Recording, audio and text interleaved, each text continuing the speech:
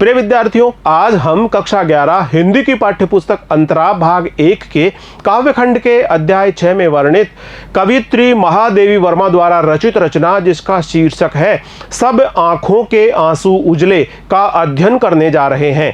Video भाग 1 में हमने कवियत्री महादेवी वर्मा का परिचय प्राप्त किया है। इनके व्यक्तित्व और कृतित्व के बारे में बहुत अच्छी तरह से जानकारी प्राप्त कर ली है। वीडियो भाग 2 में हमने कवियत्री महादेवी वर्मा द्वारा रचित रचना जिसका शीर्षक है जाग तुझको दूर जाना का अध्ययन कर लिया है। आइए आज हम कवियत्री महादेवी वर्मा द्वारा रचित रचना जिसका शीर्षक है सब आंखों के आंसू उजले का अध्ययन करें। सब आंखों के आंसू उजले छायावादी कवियत्री महादेवी वर्मा द्वारा यह रचित गीत है। सब आंखों के आंसू उजले, इस गीत में प्रकृति के उस स्वरूप की चर्चा हुई है जो सत्य है, जो यथार्थ है। इस गीत में प्रकृति के सत्य और यथार्थ स्वरूप की चर्चा की गई है। प्रकृति का ये सत्य और यथार्थ स्वरूप ही व्यक्ति को लक्ष्य तक पहुंचाने में मदद करता है।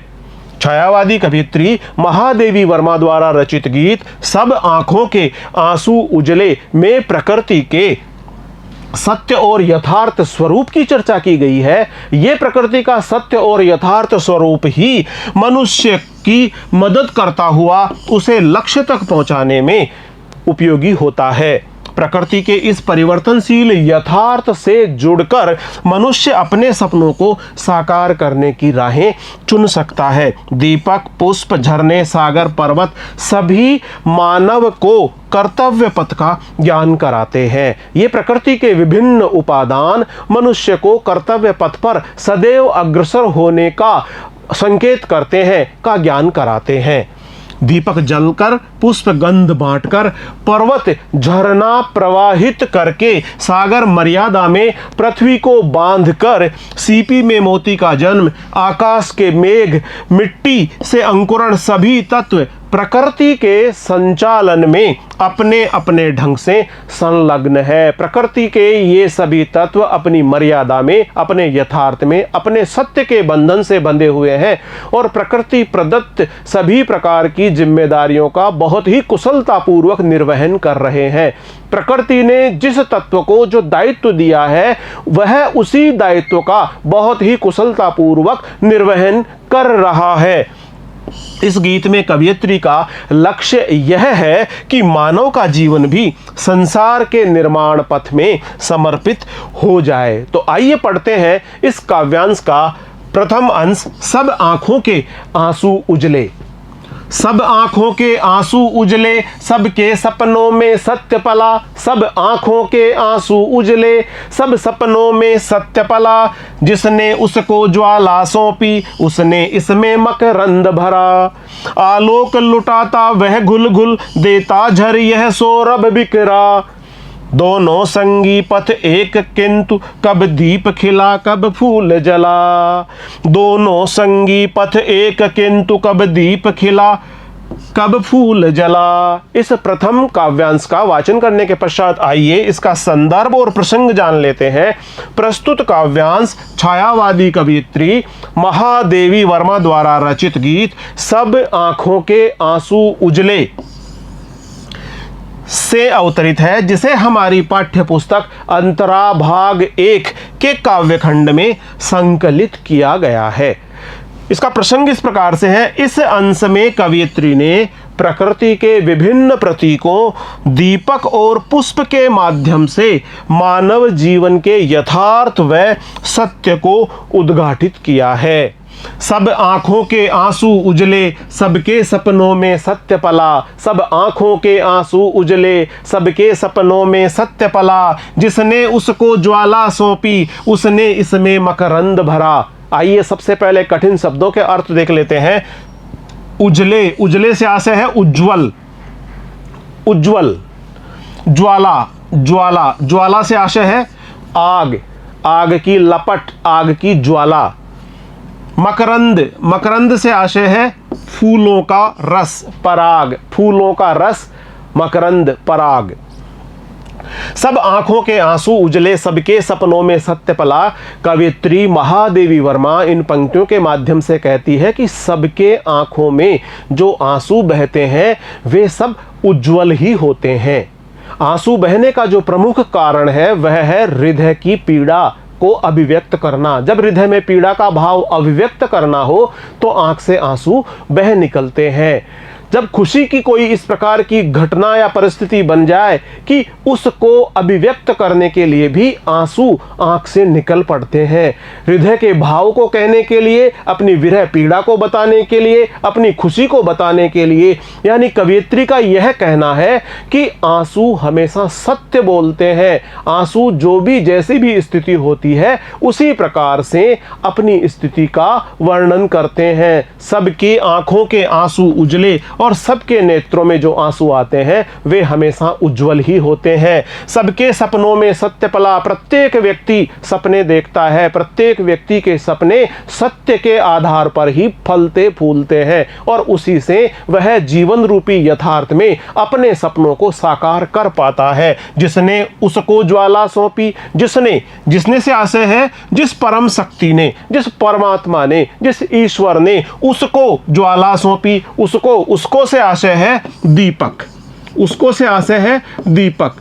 जिसने उसको ज्वाला सौंपी, दीपक को ज्वाला सौंप दी। दीपक में जो ज्वाला है, जो दीपक अपनी ज्वाला के माध्यम से प्रकाश फैलाता है, अंधकार को मिटाता है, वह जो ज्वाला है उसको उसमें परमात्मा ने ही प्रदान किया है। जिसने उसको ज्वाला सौंपी यानी परमात्मा ने, जिसने से आशय है परमात्मा ने, परम शक्ति ने, उसको से आशय है दीपक, यानी दीपक को ज्वाला सौंपी है कि वह प्रकाश कर सके, उजाला दे सके, रोशनी बांट सके, अंधेरे को मिटा सके।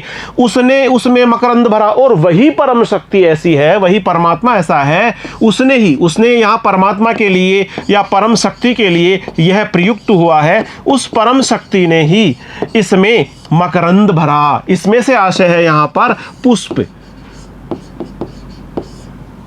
उस परम शक्ति ने ही इसमें यानी पुष्प में मकरंद भरा, बहुत मीठा मीठा रस भर दिया है, पराग रस भर दिया है, फूल के अंदर शहद जैसा मीठा रस भर दिया है। यानी उस परमपिता परमेश्वर ने ही दीपक में ज्वाला भरी है और उसी परमात्मा ने फूलों में बहुत मीठा मीठा मकरंद यानी मीठा मीठा रस भर दिया है। कवियत्री कहती है, कवियत्री महादेवी वर्मा कहती है कि सभी लोगों की आंखों में जो आंसू होते हैं उनमें उजलापन अर्थात पवित्रता होती है। सब आंखों के आंसू उजले, सबकी आंखों में जो आंसू होते हैं उनमें उजलापन अर्थात पवित्रता होती है। सबके सपनों में सत्य पला, उनमें लक्ष्य तक पहुंचने के सपनों का सत्य भी पलता है। जो प्रकृति की शक्ति दीपक को आग, जो परम शक्ति, जो प्रकृति की परम शक्ति दीपक को आग देती है, दीपक को आग यानी ज्वाला देती है, वह प्रकाश सौंपती है, वही परम शक्ति पुष्प को भी सुगंधित पराग रस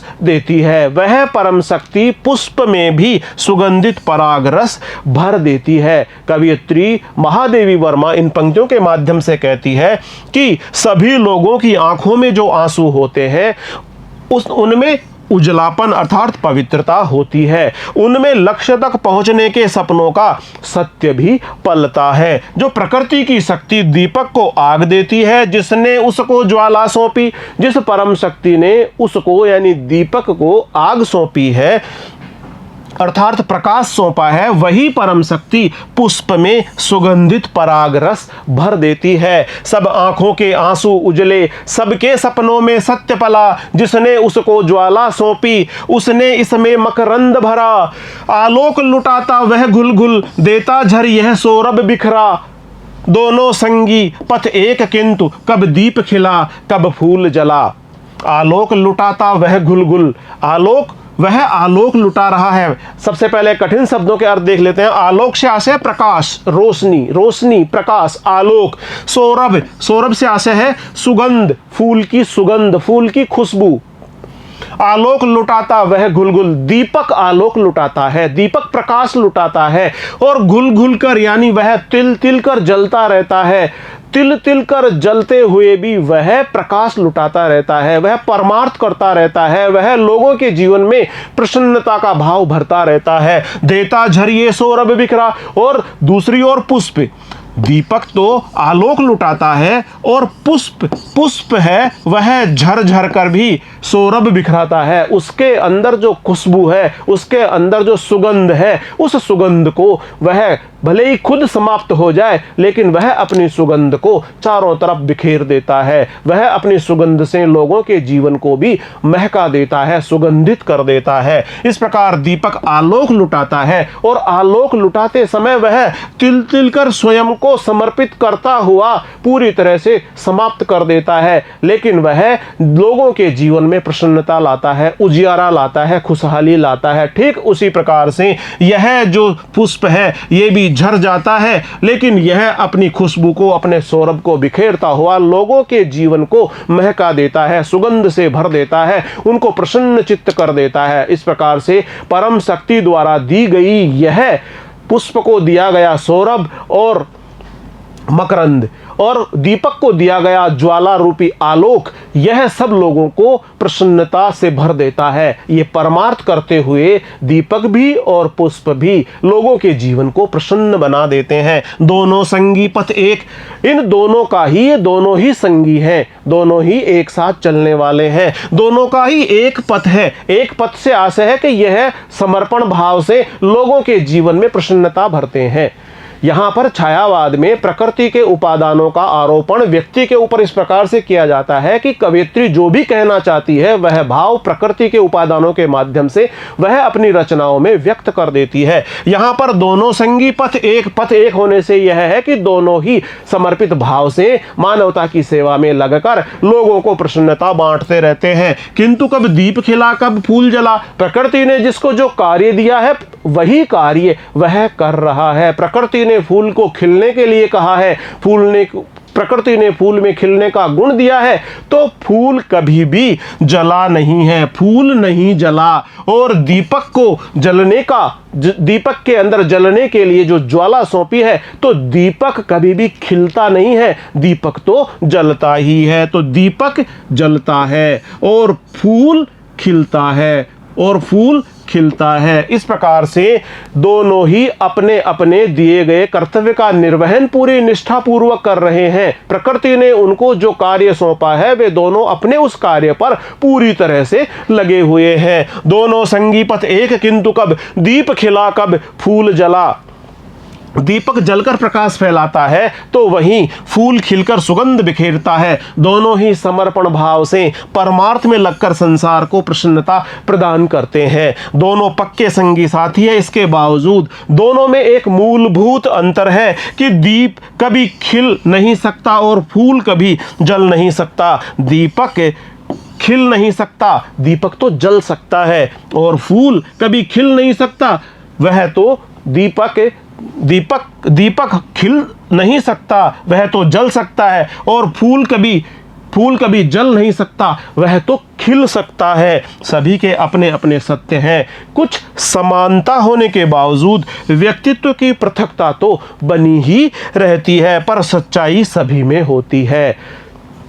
दोनों संगी पथ एक, किंतु कब दीप खिला कब फूल जला। विशेष इस प्रकार से है इसका, कवयित्री सभी में पवित्रता और सत्यता की झलक देखती है। कवयित्री सभी में पवित्रता की झलक देखती है, साथ ही साथ वह सत्यता की झलक भी देखती है। सबके सपनों में सत्य, इसमें अनुप्रास अलंकार का सौंदर्य है। सबके सपनों में सत्य, इसमें सवर्ण की आवृत्ति हुई है, सवर्ण की आवृत्ति हुई है। सबके सपनों में सत्य, सवर्ण की आवृत्ति हुई है। इस प्रकार एक ही वर्ण की आवृत्ति होने से इसमें अनुप्रास अलंकार का सौंदर्य निहित है। घुल घुल एक ही शब्द की, सबके सपनों में सत्य में अनुप्रास अलंकार का सौंदर्य है, क्योंकि इसमें एक ही वर्ण की आवृत्ति हुई है और घुल घुल में एक ही शब्द की आवृत्ति हुई है। जब एक ही शब्द की आवृत्ति हो और उस शब्द का अर्थ नहीं बदले, ऐसी स्थिति में उसमें पुनरुक्ति प्रकाश अलंकार का सौंदर्य होता है और इस प्रकार घुल घुल में पुनरुक्ति प्रकाश अलंकार का प्रयोग हुआ है। रहस्यवादी संकेत के रूप में दीपक को ज्वाला और पुष्प को मकरंद सौंपने वाली शक्ति का स्मरण किया है। वह परम शक्ति, वह चेतन शक्ति जिसने पुष्प को मकरंद दिया है, पुष्प को सौरभ से भर दिया है और उसी परम शक्ति ने दीपक में ज्वाला डाली है, उसको रोशनी से भर दिया है। भाषा तत्सम शब्द प्रधान खड़ी बोली है। आइए अगला काव्यांश का वाचन करते हैं। वह अचल धरा को भेंट रहा सत सत निर्झर में हो चंचल। वह अचल धरा को भेंट रहा सत सत निर्झर में हो चंचल। चिर परिधि बना भूको घेरे इसका नित उर्मिल करुणा जल। चिर परिधि बना भूको घेरे इसका नित उर्मिल करुणा जल।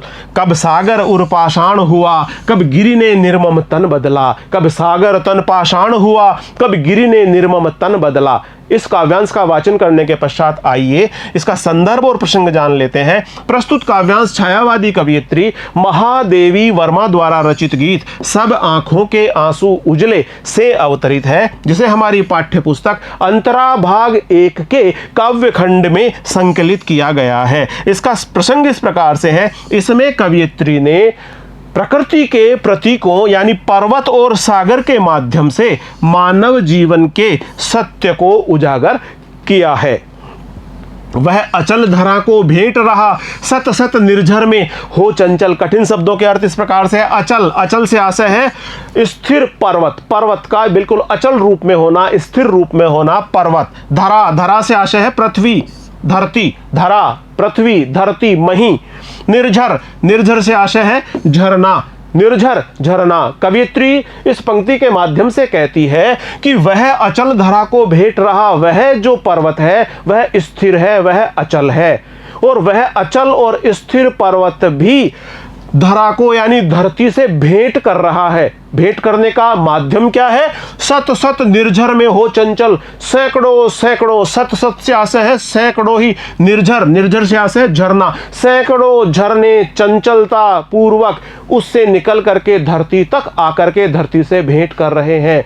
ये बहुत सारे झरने इस अचल पर्वत से निकलकर बहुत ही चंचलता के साथ वेग से प्रवाहित होते हुए इस धरा को, इस पृथ्वी को भेंट कर रहे हैं, इससे मिलन कर रहे हैं।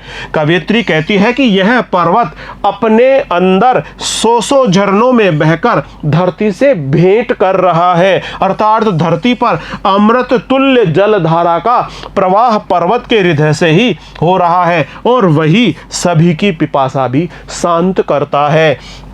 वह अचल धरा को भेंट रहा सत सत निर्झर में हो चंचल। चिर परिधि बना भूको घेरे इसका नित उर्मिल करुणा जल। कठिन शब्दों के अर्थ इस प्रकार से है। परिधि, परिधि से आशय है गोल घेरा, धरती की परिधि, गोल घेरा। उर्मिल, उर्मिल से आशय है लहर, उर्मिल लहरों से युक्त, लहराता हुआ। करुणा जल, करुणा से भरा हुआ जल। चिर परिधि बना भूको घेरे इसका नित उर्मिल करुणा जल। कवित्री इस पंक्ति के माध्यम से कहती है कि इसका जो करुणा रूपी जल है, सागर की उठती हुई लहरों में जो करुणा रूपी जल है, उस करुणा रूपी जल से इस पूरी पृथ्वी को चारों ओर से बांध लिया गया है, घेर लिया गया है। कवित्री कहती है कि दूसरी ओर सागर भी प्रेम मिलन के लिए आतुर होकर पृथ्वी को चारों ओर से घेर लेता है और यह पर्वत बाहर से तो कठोर हृदय का प्रतीत होता है, किंतु समुद्र का यह जल अत्यंत पवित्र और करुणा से भरा हुआ होता है। इसका नित उर्मिल करुणा जल, जो इसका करुणा से भरा हुआ जल है। उर्मिल, उर्मिल से आशय है लहरें उठता हुआ, लहरदार सा इसका जो सागर का जो करुणा से भरा हुआ जल है, वह चिर परिधि बना भूको घेरे, उसने चारों तरफ अपनी परिधि बना करके इस पृथ्वी को घेर लिया है।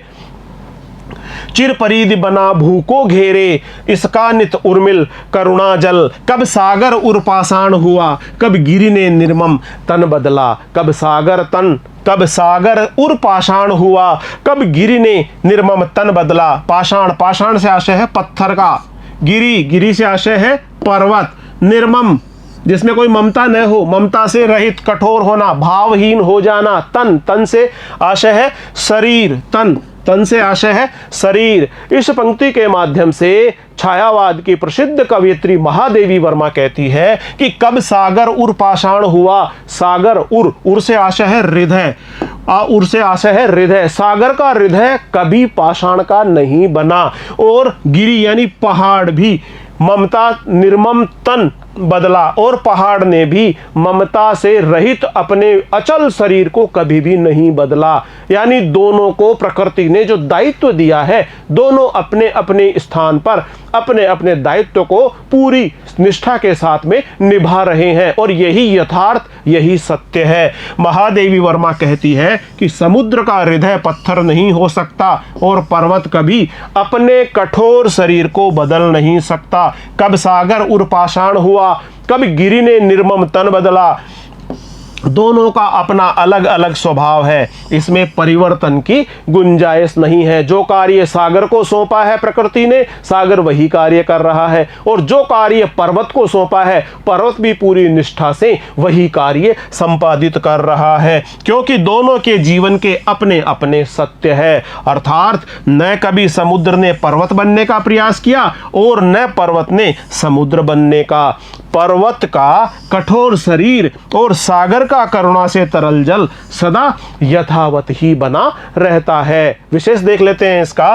कवयित्री ने सागर और पर्वत के प्रतीकों के माध्यम से हृदयगत कोमलता और कठोरता की बात स्पष्ट कर दी है। सत, सत में पुनरुक्ति प्रकाश अलंकार का सौंदर्य है।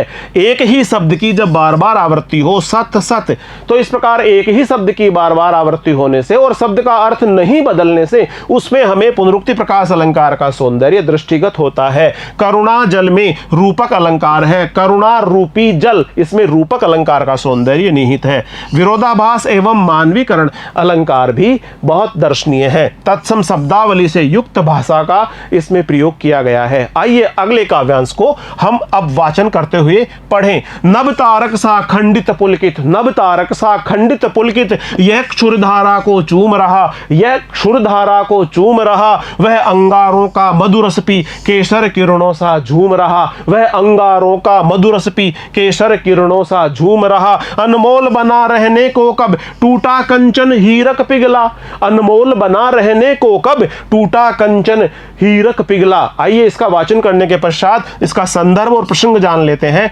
प्रस्तुत काव्यांश छायावादी कवयित्री महादेवी वर्मा द्वारा रचित गीत सब आंखों के आंसू उजले से अवतरित है, जिसे हमारी पाठ्यपुस्तक अंतरा भाग 1 के काव्यखंड में संकलित किया गया है। इसका प्रसंग इस प्रकार से है। इसमें कवयित्री ने प्रकृति के विभिन्न प्रतीकों के माध्यम से स्वभाव की अपरिवर्तनशीलता का वर्णन किया है। नभ तारक सा खंडित पुलकित, यह क्षुरधारा को चूम रहा। सबसे पहले कठिन शब्दों के अर्थ देख लेते हैं। तारक, तारक से आशय है तारा। खंडित, खंडित से आशय है टूटा हुआ। पुलकित, पुलकित होना यानी प्रसन्न होना, प्रसन्न चित्त, पुलकित होना। क्षुरधारा, क्षुरधारा से आशय है छुरे की पैनी धार अथवा खराद, जिस पर हीरा तराशकर कीमती बनाया जाता है। वह खराद जिस पर हीरे को घिसा जाता है, तराशा जाता है, और हीरे को घिसने और तराशे जाने पर ही वह बहुमूल्य बन जाता है। नभ तारक सा खंडित पुलकित, यह क्षुरधारा को चूम रहा। कवयित्री कहती है कि बहुमूल्य हीरा आरंभ में आकाश से टूटे एक तारे के समान खंडित से रूप में होता है। टूटे फूटे रूप में भी यह प्रसन्न चित्त होकर कठोर खराद की पैनी धार पर काटा और तराशा जाता है। अर्थात तभी वह मूल्यवान बन पाता है, जब उस टूटे हुए तारे को, हीरे को जब काटा और तराशा जाता है, उस खराद पर तराशा जाता है, तभी वह मूल्यवान बन पाता है। जब वह खराद की पैनी धार को प्रसन्नता से चूमता है, जब वह खराद की उस पैनी धार को प्रसन्नता से चूमता है, तभी उसको तराशने का, उसको काटने का, और तराशने और काटने के बाद ही वह बहुमूल्य हीरे के रूप में बदल जाता है। नभ तारक सा खंडित पुलकित, यह क्षुरधारा को चूम रहा, वह अंगारों का मधुरस पी केसर किरणों सा झूम रहा। कठिन शब्दों के अर्थ इस प्रकार से है। मधु, मधुरस से आशय है, मधु से आशय है शहद, मधुरस से आशय है शहद जैसा मीठा रस। केसर किरणों सा यानी सुनहरी केसर की ज्योति जैसा, वह अंगारों का मधुरस पी। इन पंक्तियों के माध्यम से छायावाद की प्रसिद्ध कवयित्री महादेवी वर्मा कहती है कि सोना भी बहुत तेज तप्त धधकती ज्वाला में अंगारों में डालकर उसको तपाया जाता है, तभी वह शुद्ध होता है, तभी उसमें चमक आती है, तभी उसका मूल्य और अधिक बढ़ जाता है, वह बहुमूल्य बन जाता है। यानी सोने को भी बहुमूल्य बनने के लिए तेज धधकती अंगारों में तपाया जाता है। केसर किरणों सा झूम रहा, और जिस समय उसको धधकती ज्वाला में पकाया जाता है, तपाया जाता है, गर्म किया जाता है, तो वह केसर किरणों के समान झूमता हुआ सा प्रतीत होता है। ऐसा प्रतीत होता है कि अंगारों की निकलती लपटें उसके लिए मधु का रस है, वह उस मधु रस का पान कर रहा है, और मधु रस का पान करता हुआ अंगारों से निकलती हुई ज्वालाओं का, उस मधु रस का पान करता हुआ वह मदहोश होकर के ऐसे झूम रहा है जैसे केसर की किरणें झूम रही हो। कवयित्री कहती है कि दूसरी ओर सोना भी धधकती ज्वाला युक्त अंगारों में तपाया जाता है, ऐसा लगता है मानो वह अंगारों का मधुरस पी रहा हो, अर्थात निखार लाने वाले कणों को पीकर भी सुनहरी केसर किरणों के समान वह झूम रहा है। सभी अपने अपने ढंग से जीवन सत्य को अपना रहे हैं, और सभी अपने अपने ढंग से जीवन सत्य को अपना रहे हैं। प्रकृति ने यदि सोने को तपा करके शुद्ध करने का इस प्रकार का उपक्रम प्रदान किया है, तो सोना उसी प्रकार से, उसी विधि से शुद्ध होकर के अपने मूल्य को और अधिक बढ़ा लेता है। वह अंगारों का मधुरस पी केसर किरणों सा झूम रहा, अनमोल बना रहने को कब टूटा कंचन हीरक पिघला। कंचन, कठिन शब्दों के अर्थ देख लेते हैं। कंचन, कंचन से आशय है सोना, कंचन, कंचन से आशय है सोना। हीरक, हीरक से आशय है हीरा। अनमोल, अनमोल यानी बहुमूल्य, अनमोल से आशय है बहुमूल्य। अनमोल बना रहने को कब टूटा कंचन हीरक पिघला। जिस प्रकार प्रकृति के इन उपादानों की चर्चा करते हुए कवयित्री महादेवी वर्मा कहती है कि सोना को तो आग में तपाया जाएगा तभी वह बहुमूल्य बनेगा, और हीरे को खराद पर पैनी धार से छुआ छुआ करके उसको जब तराशा जाएगा, काटा जाएगा, तभी वह बहुमूल्य बनेगा। जो भी कार्य प्रकृति ने इन उपादानों को प्रदान किए हैं, ये उसी तरह से अपने कार्य का निर्वहन कर रहे हैं। इसी प्रकार अनमोल बने रहने के लिए सोना पिघलता है और हीरा टूटता है। कवियत्री कहती है कि अनमोल बनने के लिए ऐसा नहीं होता कि कंचन तो टूट जाए और हीरा पिघल जाए, ऐसा नहीं होता है। कवियत्री कहती है कि बहुमूल्य या अनमोल बना रहने के लिए न सोना टूटता है और न ही हीरा पिघलता है। सोना तपता है और हीरा तराशा जाता है, अर्थात सोने को पीट लो, आग में तपा लो, पैनी धार वाले औजार से काट लो, टुकड़े टुकड़े कर लो, परंतु सोना अपने स्वभाव के अनुसार अपनी लचक और अपनी चमक को नहीं त्यागता है। हीरा कैसी ही तेज धार से काटा जाए अथवा अंगारों में डाला जाए, वह अपनी स्वभावगत कठोरता को नहीं त्यागता है, कभी पिघलता नहीं है। इस तरह इन दोनों को बहुमूल्य बने रहने के प्रयास में अनेक कष्ट सहने पड़ते हैं। विशेष देख लेते हैं इसका।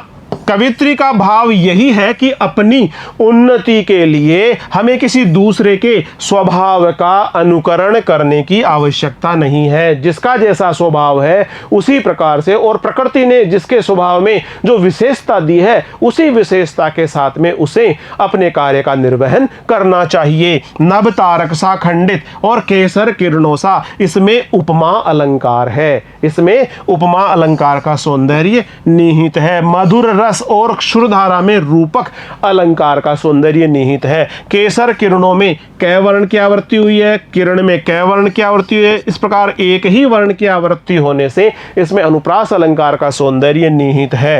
लाक्षणिकता एवं प्रतीकात्मकता दर्शनीय बन पड़ी है। तत्सम शब्दावली से युक्त भाषा का प्रयोग हुआ है। आइए अगला काव्यांश पढ़ते हैं। नीलम मरकत के संपुट दो जिनमें बनता जीवन मोती, नीलम मरकट के संपुट दो जिनमें बनता जीवन मोती, इसमें ढलते सब रंग रूप उसकी आभा स्पंदन होती।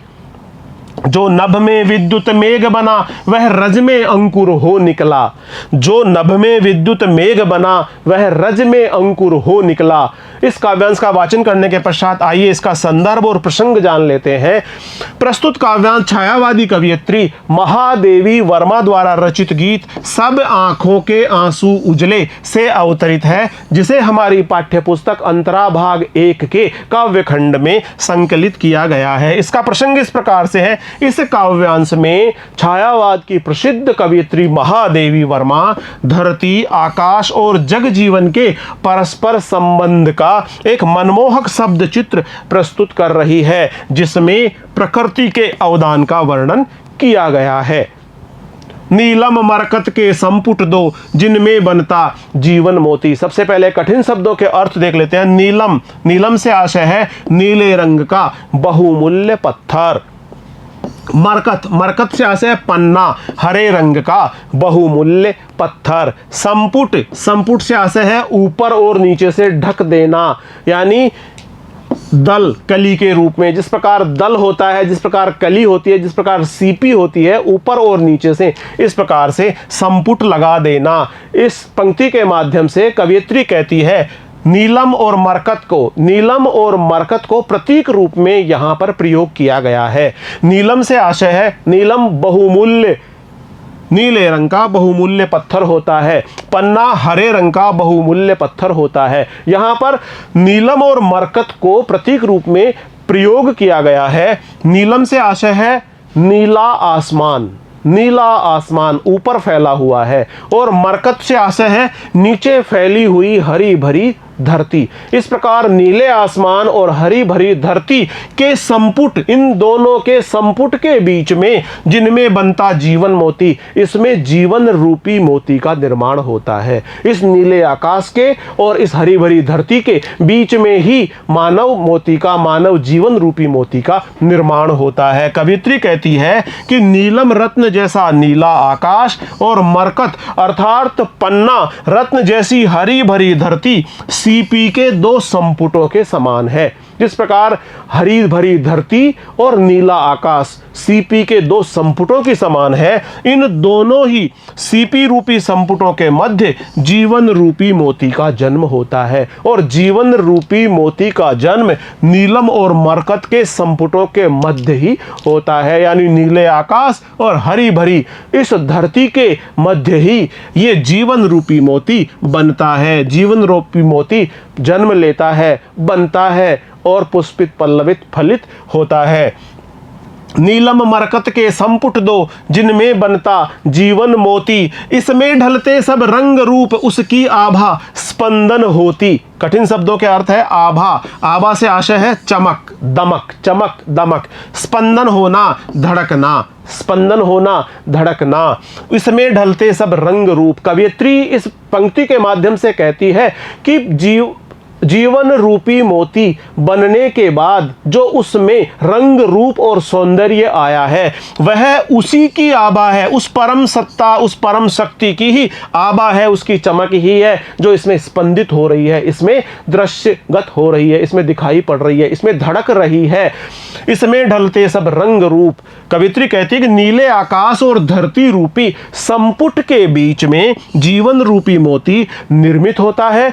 कवयित्री कहती है कि इस जीवन रूपी मोती का रंग रूप और सौंदर्य आदि सब प्रकृति की ही देन है। इसमें प्रकृति की ही आभा स्पंदित हो रही है, इसमें उस परम शक्ति की ही आभा स्पंदित हो रही है, और इसमें प्रकृति की ही आभा स्पंदित होती रहती है।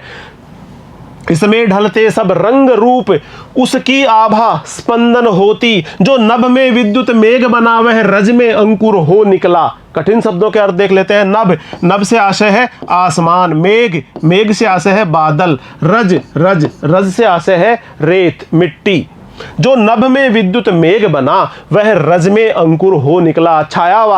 छायावादी कवियत्री ने यहाँ पर रहस्यवादिता का भी पुट डाल दिया है और वो ऐसा कह रही है कि जो जल आकाश में बिजली की चमक के साथ बादल का रूप धारण कर लेता है, यानी जो जल आकाश में पहुंचकर बादल बन जाता है और ऐसा बादल की जिसमें विद्युत समाई हुई है, विद्युत से युक्त वह बादल बन जाता है और जब वह बादल नीचे बरस जाता है उसके साथ ही रज में यानी मिट्टी में इस पृथ्वी पर अंकुर हो जाता है, नव जीवन प्राप्त हो जाता है और बिजली की चमक के साथ बादल का रूप धारण कर लेता है। वही मिट्टी में से अंकुर बन बाहर निकल जाता है। अर्थात सभी में अलग अलग रूपों में जीवन सत्य की झलक मिलती है।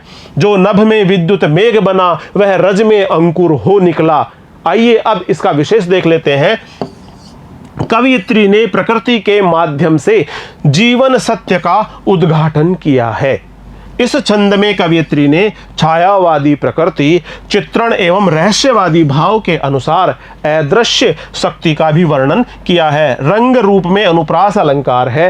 रै वर्ण की आवृत्ति हुई है। रंग रूप, रै वर्ण की आवृत्ति हुई है। इस प्रकार इसमें अनुप्रास अलंकार का सौंदर्य निहित है। जीवन मोती में रूपक अलंकार का सौंदर्य निहित है। भाषा तत्सम शब्दावली से युक्त है और इसमें प्रसाद गुण है। आइए अगला काव्यांश पढ़ते हैं। संस्कृति के प्रतिपग में मेरी सांसों का नव अंकन चुन लो। संस्कृति के प्रतिपग में मेरी सांसों का नव अंकन चुन लो। मेरे बनने मिटने में नित अपनी साधों के क्षण गिन लो। मेरे बनने मिटने में नित अपनी साधों के क्षण गिन लो। जलते खिलते बढ़ते जग में घुल मिल एकाकी प्राण चला। जलते खिलते बढ़ते जग में घुल मिल एकाकी प्राण चला। सपने सपने में सत्य ढला। सपने सपने में सत्य ढला। आइए इसका संदर्भ और प्रसंग जान लेते हैं। प्रस्तुत काव्यांश छायावादी कवियत्री महादेवी वर्मा द्वारा रचित गीत सब आंखों के आंसू उजले से अवतरित है, जिसे हमारी पाठ्य पुस्तक अंतरा भाग 1 के काव्य खंड में संकलित किया गया है। इसका प्रसंग इस प्रकार से है। इसमें कवियत्री के द्वारा मानव जीवन के सत्य का उद्घाटन किया गया है। संस्कृति के प्रतिपग में मेरी सांसों का नव अंकन चुन लो। सबसे पहले कठिन शब्दों के अर्थ देख लेते हैं। संस्कृति, संस्कृति से आश्रय है संसार या सृष्टि। संस्कृति संसार, सृष्टि। पग, प्रतिपग कदम, कदम। नव, नव, नव से आशय है नया। संस्कृति के प्रतिपग में मेरी सांसों का नव अंकन चुन लो।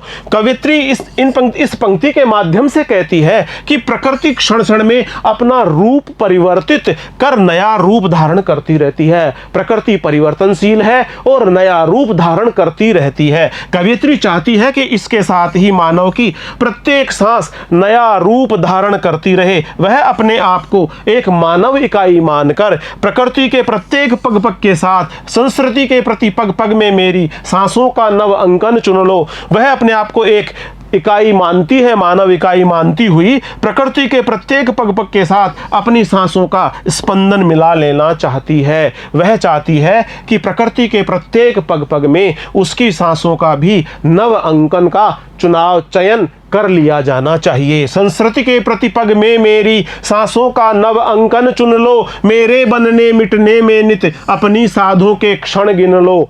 साधों, साधों से इच्छा है साधना, इच्छा, इच्छाओं, मेरी अपनी इच्छाओं के।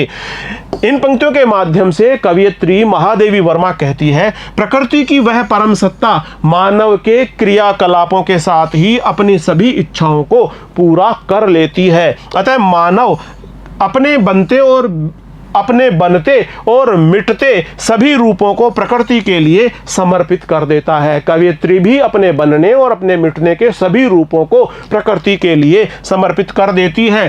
कवियत्री के अनुसार प्रकृति के समान ही इसमें उसके बनने और बिगड़ने की सभी इच्छाएं समाहित है। मेरे बनने मिटने में नित अपनी साधों के क्षण गिन लो। कवियत्री के अनुसार प्रकृति के समान ही इसमें उसके बनने और बिगड़ने की सभी इच्छाएं समाहित है। जलते खिलते बढ़ते जग में घुल मिल एकाकी प्राण चला, सपने सपने में सत्य ढला, सपने सपने में सत्य ढला। एकाकी, एकाकी से आशय है अकेला। जलते खिलते बढ़ते जग में, कवियत्री इस पंक्ति के माध्यम से कहती है कि जलते हुए दीपक में, खिलते हुए पुष्प में और पर्वत धारा, पहाड़ से नीचे बहते हुए झरने या बहते हुए प्रवाहित होते हुए झरने में जग में घुल मिल एकाकी प्राण चला। इस प्रकार से मानव जीवन का जो ये प्राण है, मानव का जो प्राण है, वह प्रकृति के इन सभी उपादानों के साथ में घुलता मिलता हुआ अपने लक्ष्य की ओर आगे निरंतर बढ़ रहा है। सपने सपने में सत्य ढला, और प्रत्येक के सपने आशा और आकांक्षाओं से भरे होते हैं। प्रत्येक सपने का एक यथार्थ होता है, एक सत्य होता है, और उन अपने अपने सपनों के सत्य के और यथार्थ के आधार पर ही व्यक्ति आगे बढ़कर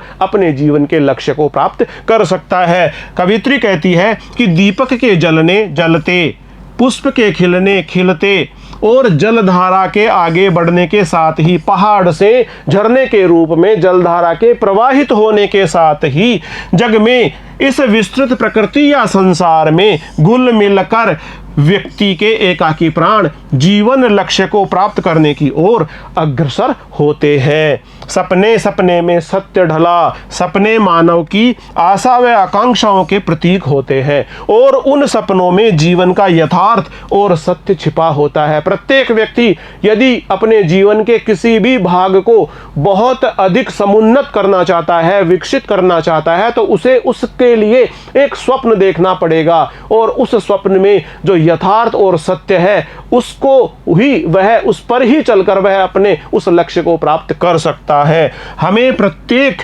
सपने में छिपे उसी सत्य और यथार्थ को समझना और स्वीकार करते हुए जीवन पथ पर आगे बढ़कर अपने लक्ष्य को प्राप्त करना चाहिए।